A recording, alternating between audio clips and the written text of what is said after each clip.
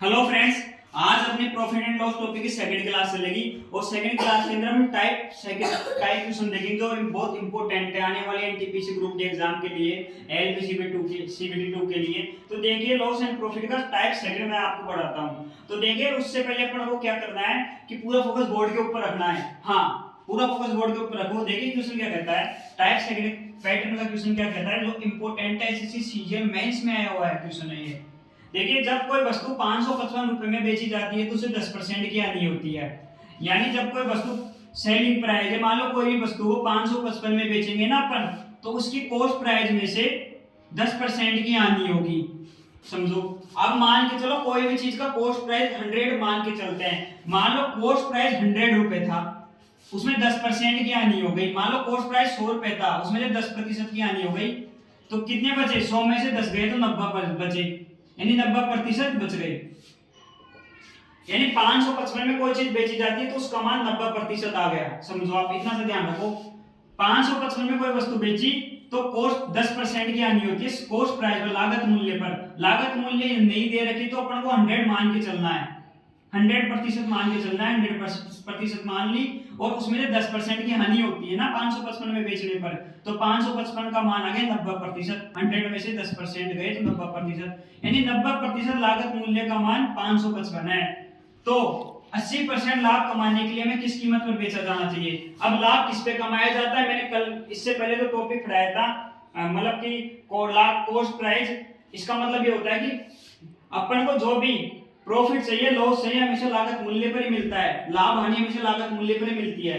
तो मान लो अपन को 80% का लाभ चाहिए ना, तो लाभ भी हमें लागत मूल्य पर ही मिलेगा। लागत मूल्य कितना माना था अपन ने? 100%। तो अपन को 100% माना था ना लागत मूल्य, तो लागत मूल्य पर 80% का लाभ चाहिए अपन। लागत मूल्य मान लो 100 था, लागत मूल्य 100 था, तो 100 का 80%, लागत मूल्य 100 था तो 100 का 80% का लाभ, 100 पर 80% का लाभ चाहिए, यानी 180% का मान चाहिए अपन को। लागत मूल्य के 180% का मान, लागत मूल्य मान लो 100 था तो 100 का 80% का लाभ चाहिए अपन को। लागत मूल्य में लागत मूल्य का 80% का मान निकाल लो, तो 80% का मान किसका?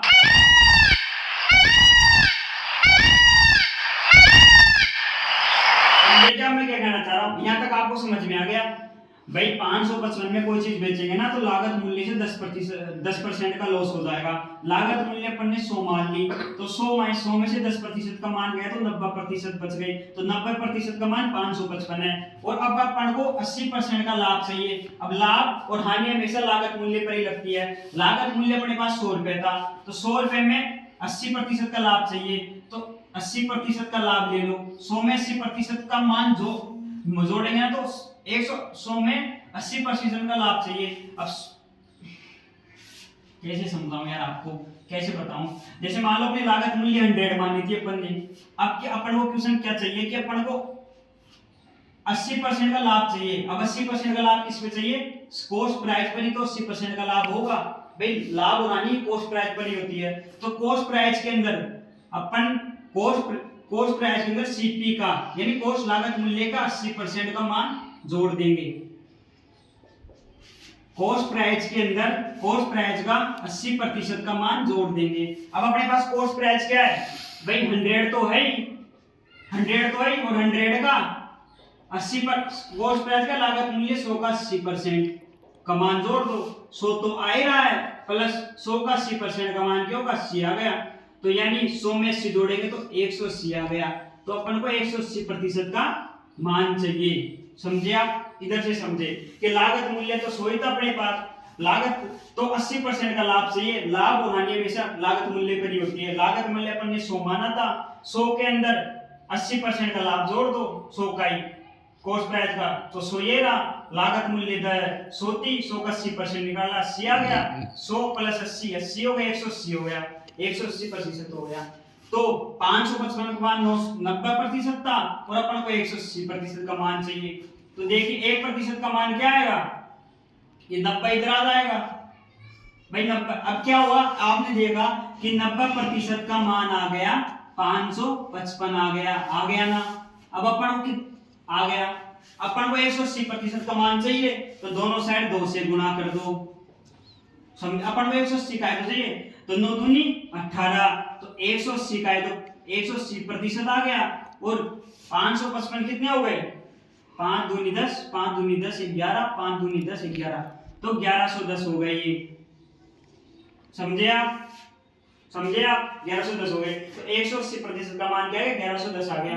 आपको बस ये समझने में थोड़ा सा डिफिकल्ट लग रहा है, लेकिन समझ आ गया तो 5 सेकंड 40 सेकंड का खेल है भाई। क्या है, लागत मूल्य थी, क्या है, अगर कोई वस्तु को 555 में बेचेंगे ना अपन, तो अपन को 10% की हानि होगी। और हानि और प्रॉफिट हमेशा कॉस्ट प्राइस पर होता है। ट्यूशन में लागत मूल्य नहीं दे रखी थी, तो लागत मूल्य अपन ने 100 मान ली, 100% 100 मान ली, तो लागत मूल्य में से 10% की हानि हुई, तो 90% का मान 555 आ गया।